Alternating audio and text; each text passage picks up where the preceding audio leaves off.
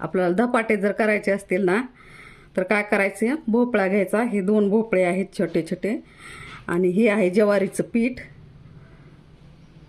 ही आहे हरभऱ्याचं पीठ, आणि हे आहे गव्हाचं पीठ, आणि इकडचं आहे बाजरीचं पीठ. तर असं मस्तपैकी 3-4 पीठं घेतलेली आहेत आपण. आणि त्यामध्ये टाकायचं अद्रक, कोथिंबीर, लसूण आणि जिरे आणि ओवा असं मस्तपैकी टाकून घ्यायचं. नंतर टाकायची हळद जास्त टाकायची थोडीशी, आणि छानपैकी असं पीठ तिंबून घ्यायचं मस्तपैकी.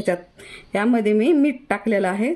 तर मस्तपैकी असं पीठ मळून घ्यायचं. असं धपाट्याचं पीठ घ्यायचं आहे आपण.